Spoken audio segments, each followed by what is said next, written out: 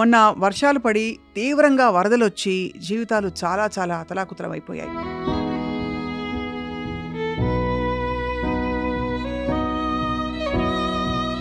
అటువంటి క్లిష్టమైన పరిస్థితిలో ఇదిగో నేనున్నాను, నాకు చేతనైన సాయం నేను చేస్తానని చెప్పి తన టీంని పట్టుకుని బయలుదేరిన ఒక వీర వనిత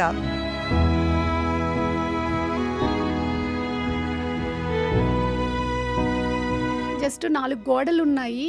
పైన రేకులు మొత్తం ఎగిరిపోయాయి. ఒకరింట్లో టైలరింగ్ మిషన్ మీదనే ఆధారపడి బతుకుతారు వాళ్ళు. వాళ్ళ మిషన్స్, బట్టలు అన్నీ వెళ్ళిపోయాయి. అసలు ఇల్లు ఉన్న సంగతి కూడా తెలియట్లేదు కొన్ని ప్లేసెస్‌లో అయితే.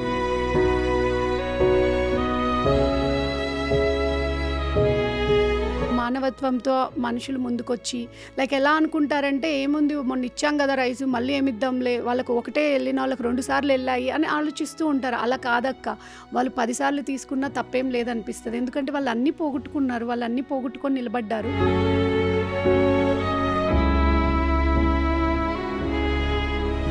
మాతో పాటు ఒక ఆవిడ మొత్తం చూపించారక్క మాకు. ఫైనల్గా వాళ్ళ ఇంటికి వచ్చేసరికి మాకు మాటలు లేవు. మనం తినేది, మనం చేసేది, మనం కట్టుకునేదే ఇంకొకరికి హెల్ప్ చేయాలంటే చెయ్యాలి, లేకపోతే చేయకున్నా పర్వాలేదు.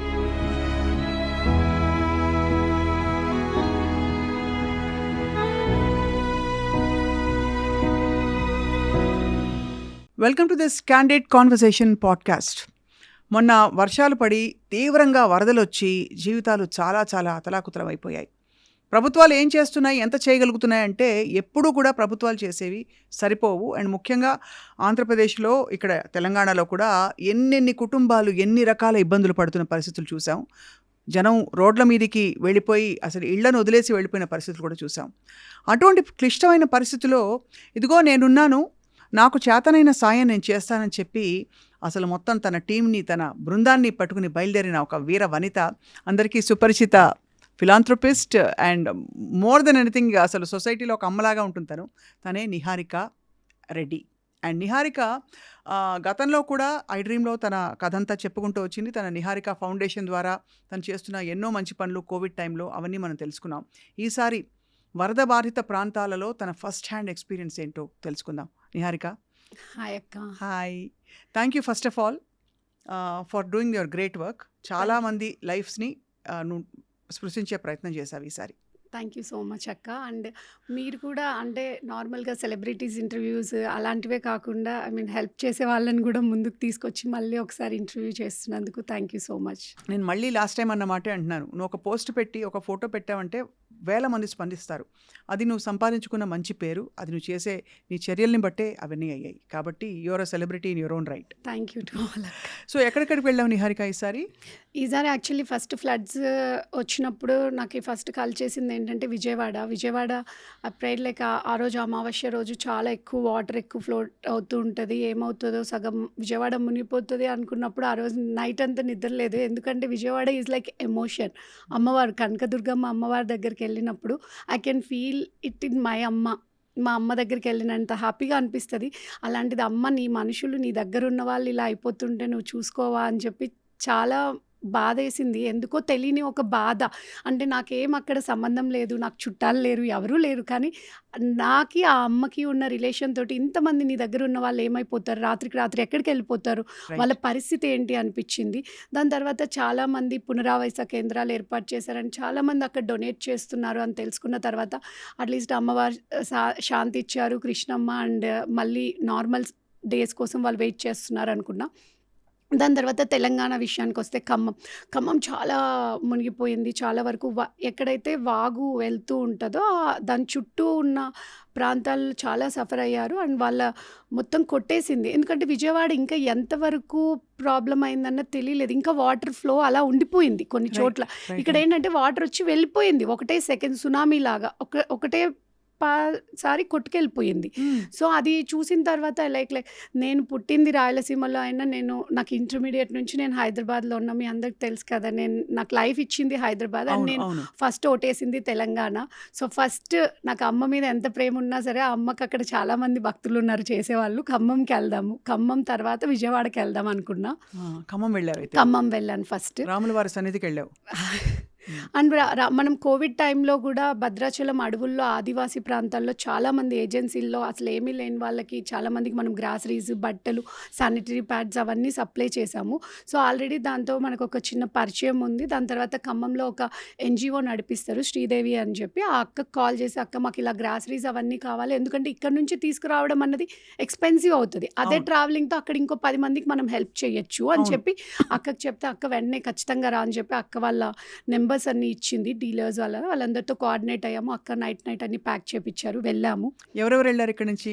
ఇక్కడ నుంచి నేను, నా తమ్ముళ్ళు సాయి అని చెప్పి ఫోటోగ్రాఫర్ ఉంటాడు. He is like my brother. వాడి ఫ్రెండ్స్ అందరూ అండ్ నరేష్ మాచర్ల అని చెప్పి ఒక ఇన్‌ఫ్లుయెన్సర్ ఉంటారు. అంటే సో జస్ట్ అతను అందరూ కూడా జాయిన్ అయ్యారు. మేము వస్తామని చెప్పి. సో అందరూ ఇట్లా ఒకరొకరు అందరూ తమ్ముళ్ళే. వెళ్తున్నప్పుడు ఏమన్నా మరి దారి పొడవునా వర్షం పడిందా బాగా? అక్క మేము సూర్యాపేట ఎంటర్ అవ్వినప్పటి నుంచి మాకు వర్షం పడుతూనే ఉంది. ఖమ్మంకెళ్ళిన తర్వాత కొంచెం ఆగింది. సో మేము రైస్ డిస్ట్రిబ్యూట్ చేసేటప్పుడు అంతా కూడా వర్షమే పడ్డది. కానీ మేము డిస్ట్రిబ్యూట్ చేసిన తర్వాత మనం వచ్చింది ఇది కాదు. మనం ఇచ్చే రైస్ వాళ్ళకి ఎక్కడ సరిపోద్ది, అసలు ఎంత ఫ్లడ్ ఉంది, అసలు ఏం జరిగిందో తెలుసుకుందాం అని చెప్పి మేము మొత్తం ఈవినింగ్ వరకు అక్కడే ఉండి అక్కడ సిచ్యువేషన్స్ అన్నీ చూసుకొని ప్రతి ఇంటికి వెళ్ళాం. అంటే మనము 1000 ఇళ్ళకి వెళ్ళలేకపోవచ్చు. అట్లీస్ట్ ఒక కాలనీ, ఒక రోడ్ కన్నా మనం కవర్ చేద్దాం. అసలు వీళ్ళ సిచ్యువేషన్స్ ఏంటంటే ఒకటి తర్వాత ఒకటి వింటూ ఉంటే అవన్నీ తలుచుకుంటుంటే కూడా ఐ కాంట్ ఈవెన్ ఏం ఇమాజిన్ అక్క. పరిస్థితులున్నాయమ్మా అక్కడ? మొత్తం ఆహ్, కొన్నైతే జస్ట్ 4 గోడలున్నాయి. పైన రేకులు మొత్తం ఎగిరిపోయాయి. ఇంటిలో ఒక్క వస్తువు కూడా లేదు. మొత్తం కొట్టేసింది. బట్టలు, గిన్నెలు, వండుకోవడానికి ఏమీ లేవు. ఒకరింట్లో ఏమో మొత్తం డ్రైనేజ్. ఒక్కొక్క టీవీ మా ఇంట్లో కూడా లేదు. అంత పెద్ద టీవీ, ఫ్రిడ్జ్‌లు, ఏసీలు, కూలర్లు అన్నీ ఎళ్ళిపోయాయి. ఒకరింట్లో టైలరింగ్ మిషన్ మీదనే ఆధారపడి బతుకుతారు వాళ్ళు. వాళ్ళ మిషన్స్, బట్టలు అన్నీ ఎళ్ళిపోయాయి. వాళ్ళందరూ ఒక ఇంట్లో అయితే బాత్రూమ్‌లో కంబోర్డ్ కూడా లేదు. ఎగిరిపోయింది వాటర్‌కి. హ్మ్. వాటర్ ఫ్లోకి. పిల్లల బుక్స్ పాడైపోయాయి. ఒక ఆవిడ చెత్త తీసేస్తదంట. అది తోసుకుంటూ వెళ్తారు కదా అక్క. తోపుడు బండిలా అంటది. తోపుడు బండి. అది ఎగిరిపోయింది. అక్కడ ఒక బాబుని హాస్టల్‌లో జాయిన్ చేసింది. ఒక బాబుని ప్రైవేట్ స్కూల్‌లో జాయిన్ చేశారు. ఎందుకు ప్రైవేట్ స్కూల్‌లో జాయిన్ చేశారు మీకొచ్చే ఇంత తక్కువ డబ్బులతోటంటే, మాకు ఈ దగ్గరలో గవర్నమెంట్ స్కూల్స్ లేవు. అదొకటే ఆప్షన్. ఆ ఆప్షన్ కోసమనే మేము ఈ ఇంట్లో ఉంటున్నాం. అది. సో ఒక్కొక్కరి అంతా పోయాయి. ఇప్పుడు ఎలా ఫీజులు కడతారు? ఎలా బ్రతుకుతారంటే, అట్లీస్ట్ నాకొక బండి కొనిస్తే చాలమ్మా నేను మళ్ళీ సంపాదించుకోవడానికి ఆ ఇంటి రెంట్ 2000. ఆమె ఎంత చెత్త ఏరుకొని ఎంత ఇస్తే ఎంత డబ్బులొస్తది మున్సిపాలిటీలో అండ్ వాళ్ళందరికీ ఆహార సరఫరా చేసావా నువ్వు? వాళ్ళందరికీ జస్ట్ మనం ఒక 200 పీపుల్‌కి నేనది చూసిన తర్వాత వెంటనే ఫస్ట్ నేనొక 100 పీపుల్‌కి డొనేట్ చేద్దాము అని చెప్పి మేము ఫేస్‌బుక్‌లో పోస్ట్ పెట్టాను. చాలామంది ముందుకొచ్చారు. చాలామంది అక్కలే ఎక్కువ మంది నేనేం చేసినా అన్ని అక్కలు యూఎస్‌లో ఉన్నవాళ్ళు, యూకేలో, ఇండియాలో ఉన్నవాళ్ళు 80% వుమెన్ నాకు సపోర్ట్‌గా ఉంటది. మెన్ గూడా ఉంటారు. బట్ స్టిల్ నాకు ఈ వుమెన్ వచ్చి ముందుకు సపోర్ట్ చేసినప్పుడు చాలా హ్యాపీగా అనిపిస్తది. అంటే హ్మ్. అంటే మనసు కరిగేది ఫస్ట్ వుమెన్‌కే. అది ఇంకొకసారి నిరూపితమైంది. సో, వుమెన్స్ చాలామంది సపోర్ట్ చేశారు. దాని తర్వాత అది పెరిగింది. హ్మ్. 200 వరకు మేము ఫ్యామిలీస్ వరకు గ్రాసరీస్ సపోర్ట్ చేసాం. So, grocery stuff support. గ్రా ఎన్ని గ్రాస్ రోజులు సరిపడా గ్రోసరీస్? ఒక 2, 3 రోజులు వచ్చేలాగా? లే అక్క. ఒక 10 డేస్, 15 డేస్ వరకు కావాల్సిన వచ్చేలాగా అన్నం, పప్పు అదే అన్నం, బియ్యం, పప్పు. బియ్యం, పప్పు, ఆయిల్, చింతపండు. యాజ్ ఎ మదర్ మనకి ఇంపార్టెంట్ ఇవి ఉంటే చాలు అనుకున్నవి మాత్రమే తీసుకెళ్ళి ఇచ్చాము. ఎలా బట్ ఉన్నాయమ్మా ఇళ్లల్లో మరి? అంటే ఆల్మోస్ట్ కొట్టుకుపోయి వాళ్ళ ఇళ్లలో వాళ్ళు ఉండలేని పరిస్థితులు కూడా లేరక్క. ఉండుంటాయి. వాళ్ళెవరు వాళ్ళ ఇళ్ళల్లో లేరు. వాళ్ళందరూ గూడా కొన్ని స్కూల్స్‌లో, కొంతమంది ముందుకున్న ఇండ్లల్లో, కొన్ని పార్టీ ఆఫీసులల్లో అలా పడుకుంటూ ఉన్నారని చెప్పారు. హ్మ్. అండ్ వాళ్ళకి స్నానం లేదు, బట్టలు లేరు, వాళ్ళకి వాష్‌రూమ్స్‌కెళ్ళడానికి లేదు, వాటర్ అసలు లేదు. వాటర్ మొత్తం డ్రైనేజ్. మేము నడుస్తూ ఉంటే డ్రైనేజ్‌లో కాళ్ళు దిగిపోతున్నాయి. ఎక్కడ డ్రైనేజ్ ఉంది, ఎక్కడ పూపు ఉంది, ఎక్కడ వాటర్, ఎక్కడ అంతా చాలా వియర్డ్‌గా అంటే నడవడానికే చాలా కష్టంగా. అలాంటిది వాళ్ళ ఇల్లు అక్కడున్నాయి. అండ్ చాలా వాళ్ళ ఇంట్లోకి కూడా డ్రైనేజ్ వచ్చేసింది. ఫ్లడ్ కదక్క. వాటర్ మొత్తం పైకి ఇంత ఎత్తులో వచ్చినప్పుడు మొత్తం ఉండిపోయింది. బుడద, మట్టి అంతా. సో, ఈ నీరంతా ఎక్కడి నుంచి కొట్టుకొచ్చింది? అంటే వర్షపు నీరే ఇలా వర్షపు కొట్టుకొచ్చిందా? నీరు కాదు. దాని పక్కన ఒక వాగుంది. ఆ వాగులో వాగులో నుంచి నీళ్ళన్నీ ఇలాగా వచ్చేసాయి. పైకొచ్చేసి కామ్ అయిపోయింది. సో, నేను అడిగాను, మరి ఇక్కడ ఎందుకు మీరు ఇల్లు తీసుకున్నారంటే, అది గవర్నమెంటే మాకిచ్చిన పట్టా భూములు. మేమెక్కడికెళ్ళాలి అని అడుగుతున్నారు. నేను ఇప్పుడు ఇంత ఫ్లడ్ వచ్చింది మీరు వెళ్ళిపోవచ్చు కదా! అంటే మేమెక్కడికెళ్ళాలి? మా పట్టా భూములు మేము ఇక్కడే ఉంటాం. మేము 30 ఏళ్ల నుంచి ఉన్నాం. మాకెప్పుడు ఏది అవ్వలేదు. ఇప్పుడు ఆల్ ఆఫ్ సడెన్ మేమెక్కడికెళ్తాం? ఎలా బ్రతుకుతాం? ఇప్పుడు మరి అలా ఎలా ఉంటారంటే జస్ట్ ఏవన్నా కవర్ చేసుకుంటాము. ఉన్న దాంట్లో ఇప్పుడు అందరూ ముందుకొచ్చి మళ్ళీ మాకు కొంచెం హెల్ప్ చేస్తే మేము మళ్ళీ బ్రతుకుతాం. ఒకరు హెల్ప్ చేయడం కాదక్క. అంటే వాళ్ళు 20, 30 ఏళ్ల కష్టం అది. ఇప్పుడు మనము ఏదో 10 రోజులకో, నెల రోజులకో, సంవత్సరానికి నువ్వు రైస్ ఇచ్చినంత మాత్రాన వాళ్ళు బ్రతకలేరు కదక్క. వాళ్ళ ఇంట్లో నీడ్స్ అన్నీ మనం ఏం కొనియలేం కదా! అన్నీ వాళ్ళ ఆఫ్ కోర్స్. టీవీలు, వాళ్ళ బెడ్స్, వాళ్ళ టీవీ, వాళ్ళ బట్టలు కూడా పోయాయి. వాళ్ళ బంగారం, కొంతమంది దాచుకున్న డబ్బులు రాత్రికి రాత్రి వర్షం ఎక్కువైనప్పుడు పరిగెత్తుకుంటూ బయటకొచ్చేసారు. ఆ టైంలో ప్రాణాలు ఇంపార్టెంట్ గానీ బంగారం, డబ్బులు తెచ్చుకుందామని ఎవరు అనుకోరు కదా! అవన్నీ పోయాయి. అవన్నీ వెళ్ళిపోయాయి. అసలు చా ఏమీ లేవక్క. నేను మీకు కొన్ని విజువల్స్ పంపించాను కదా! మీరు చూడండి. అసలు దాంట్లో ఏమీ లేవు. అసలు ఇల్లు ఉన్న సంగతి కూడా తెలియట్లేదు కొన్ని ప్లేసెస్‌లో అయితే. చాలా దారుణం అమ్మా. నువ్వు సాహసించి మరి అక్కడికే వెళ్ళాలనే ఆలోచన నీకెలా వచ్చింది? ఆ పర్టిక్యులర్ స్పాట్‌కెళ్ళాలని. అంటే ఆహ్, నువ్వు కనుక్కున్నావా? ఏ ఊళ్ళో ఎలా ఎ కొట్టుకుపోయాయి ఎ ఏంటని? ఎక్కువ ఆ ఏరియా చాలా ఎఫెక్ట్ అయిందని చెప్పారు. సో, నేను అనుకున్నా మనం 1000 మందికి అవసరం ఉందని చెప్పింది ఆ అక్క. 1000 మందికి నేను చేయలేకపోవచ్చు నాకున్న చిన్న సర్కిల్‌లో. సో, అట్‌లీస్ట్ మనం ఒక 100 మందికి చేద్దాం అనుకున్నా. బట్ 200 మెంబర్స్‌కి మేము సపోర్ట్ చేయగలిగారు. చేసాము. అండ్ ఇప్పుడు మా దగ్గర 70 మెంబర్స్ లిస్ట్ ఉంది. మేము 70 మెంబర్స్ ఇళ్ళకెళ్ళి వాళ్ళ నీడ్స్ ఏంటి, అంటే ఒకరికేమో టైలరింగ్ మిషన్ కొనిస్తే మిషన్ ఎళ్ళిపోయింది. వాళ్ళు బ్రతుక్కుంటారు. ఒక ఆవిడేమో ప్రింటింగ్, జిరాక్స్ మిషన్ మీద సింగిల్ పేరెంట్. ఎక్కువ మంది సింగిల్ లేడీసే ఉన్నారక్క. హస్బెండ్ వదిలేసిన వాళ్ళు, హస్బెండ్ చనిపోయిన వాళ్ళు. ఒక ముసలావిడకైతే హస్బెండ్ లేడు, కొడుకు చనిపోయాడు. ఎవరు లేరు. ఆమె ఒక్కతే ఉంటది. ఆమె ఇంటి పైన రేకులెళ్ళిపోయాయి. ఆమె కొంచెం రేకులేపిచ్చి ఒక నెలకు సరిపడా సరుకులు, ఒక 4 గిన్నెలు ఇస్తే వండుకొని నా ఇంట్లో నేను తింటా అంట. ఒక ఆవిడేమో చాలా పెద్దావిడ. ఆవిడకి ఎవ్వరు లేరు. సిలిండర్ ఉంది. గ్యాస్ స్టవ్ వెళ్ళిపోయింది. గిన్నెలు గూడా లేవు. ఒక గ్యాస్ స్టవ్, కొన్ని గిన్నెలు, చిన్న చిన్న వాళ్ళేం అన్నీ అవసరాలు. అడగట్లేదక్క పాపం. వాళ్ళ పేర్లన్నీ రాసుకొని రెడీగా వాళ్ళ ఉన్నాయండి. పేర్లన్నీ మేము నోట్ చేసుకున్నాము. వాళ్ళ వీడియోస్ తీసుకున్నాము. వాళ్ళ సిట్యుయేషన్స్ ఏంటి, వాళ్ళ నెక్స్ట్ వాళ్ళ కోసం మనం ఏం చేయాలి అని చెప్పి కొంతమందికి మిషన్స్, కొంతమంది పిండి వంటలు చేసుకునే వాళ్ళు వాళ్ళకి గిన్నెలు వెళ్ళిపోయాయి. ఆ గిన్నెలు కొన్ని ఇస్తే కడాయిలుంటాయి కదక్క వంటలు కొంతమంది టీ అమ్మేవాళ్ళు ఫ్లాస్క్‌లు ఎగిరిపోయాయి. అసలు సో, ఎక్కడ చెప్తాం? ఫ్లాస్క్‌లు ఇవి చెప్పలేని సమస్యలు. ఏ గవర్నమెంట్ మెషినరీ వచ్చి కూడా సాల్వ్ ఇప్పుడు చేయలేని గవర్నమెంట్ సమస్యలు. వాళ్ళు 10,000 ఇస్తామని చెప్పారంటక్క ప్రతి ఇంటికి. 10,000తో ఏమొస్తదక్క? ఒక్కసారి నార్మల్‌గా అంటారు గవర్నమెంట్ వాళ్ళున్నారు గదా! వాళ్ళున్నారు గదా!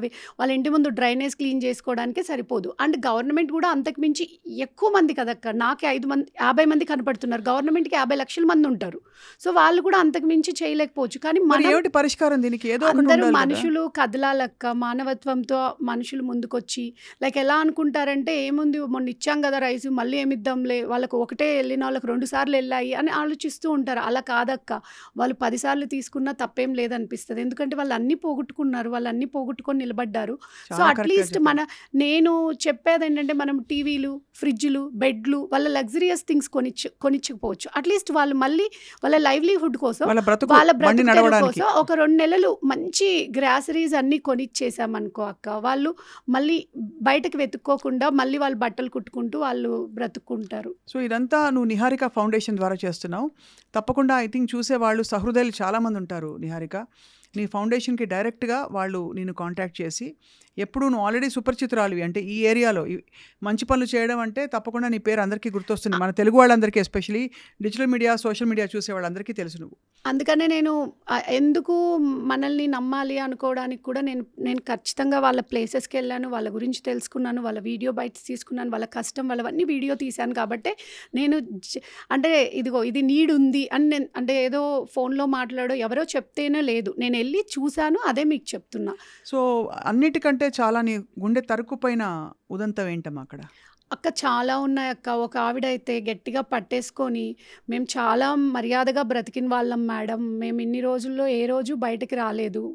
ఈరోజు ఇలా అన్నం కోసం బయటకెళ్ళి నా పిల్లల కోసం నేను నిలబడ్డా ఇది అన్నది చాలా అంటే మిడిల్ క్లాస్ ఫ్యామిలీస్. నేను గూడా మిడిల్ క్లాస్ ఫ్యామిలీ.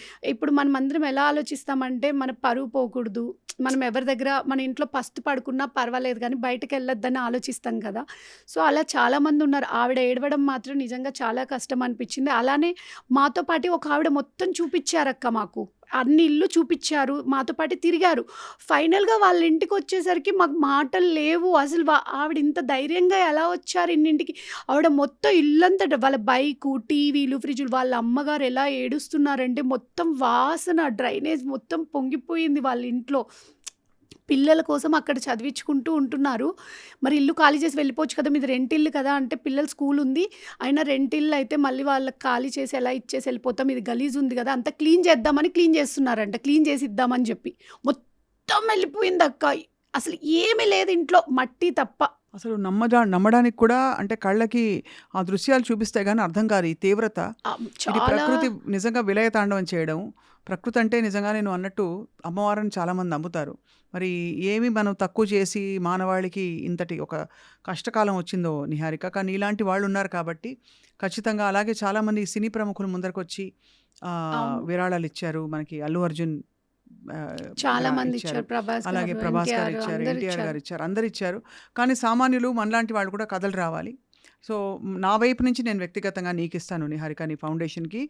అలాగే మా సంస్థ తరఫున కూడా what ever we can do మేము సేకరించి ఈ మెసేజ్ని అందరికీ ఇచ్చి చేస్తాం. సో ఫైనల్గా ఏం చెప్పదలుచుకున్నా ఈరోజు ఐ డ్రీమ్ ప్రేక్షకులకి? అక్క నేను ఒకటే నమ్ముతానక్క. వాళ్ళు కూడా మనలాంటి మనుషులే. వాళ్ళ స్థితి నేను ఈరోజు ఒక పోస్ట్ చేశాను.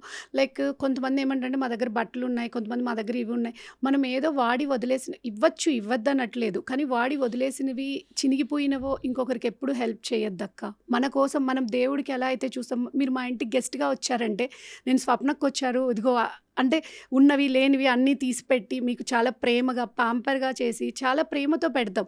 మనం ఎవరికన్నా సర్వీస్ చేసేటప్పుడు కూడా ఇప్పుడు ఒక మిషన్ కాస్ట్ 10,000 రూపీస్ అనుకో అక్క. మార్కెట్‌లో 5,000 ఉంటే ఎందుకు అది కొనిచ్చేయొచ్చు కదా అని అడుగుతారు చాలా ఈజీగా. అవును. మనం ఏదన్నా ఇచ్చేటప్పుడు మనం 100% బెస్ట్ ఇవ్వకపోయినా పర్వాలేదు. అట్‌లీస్ట్ 50-70% రీచ్ అంటే వాళ్ళు అది చూసిన తర్వాత పోయింది నాకు ఒకటొచ్చింది అంటే ఒక సాడ్‌నెస్ ముందు ఆ హ్యాపీనెస్‌ని కూడా మనం ఇలా తీసుకురావాలక్క. అది కూడా పరిగణనలో తీసుకోవాలి ఖచ్చితంగా. మనం ఏదైనా చేసేది పర్ఫెక్ట్‌గా చేయాలి. మంచిగా ఇవ్వాలి. నాసిరకం బియ్యం ఇచ్చేది, నాసిరకం అన్నం పెట్టేయొచ్చు కదా! బియ్యం ఎందుకు అంత కాస్ట్? మనం తింటామా? తినం. మనం తినేది, మనం చేసేది, మనం కట్టుకునేదే ఇంకొకరికి హెల్ప్ చేయాలంటే చెయ్యాలి. లేకపోతే చేయకున్నా పర్వాలేదు. 100 మందికి చేసేది ఒకడికే చెయ్యి. 100 మందికి చేశామన్న పేరు కోసం అలాంటి ఇది చెయ్యొద్దు. అండ్ వాళ్ళు కూడా మనలాగా పుట్టిన వాళ్ళే. మీరైనా మనమైనా అందరము దేవుడి నుంచి వచ్చామో ఎక్కడికెళ్తామో తెలీదు, ఎక్కడి నుంచి పుట్టామో తెలీదు. వాళ్ళు అంతే. కాకపోతే ఒక్కొక్కరి కర్మానుసారం వాళ్ళు అలా పుట్టారు, మనం ఇలా ఉన్నాము అంటే దానికి కొమ్ములు పెట్టేసుకోవద్దు. ఎవరి సిచ్యువేషన్ ఎలా అవుతుందో ఇప్పుడు ఫ్లడ్స్ చూస్తే తెలుస్తది. కొన్ని వేల కోట్ల ఉన్నవాడు కూడా మునిగిపోయి అన్నం కోసం నిలబడుకున్న సిచ్యువేషన్స్ ఉన్నాయి బయట.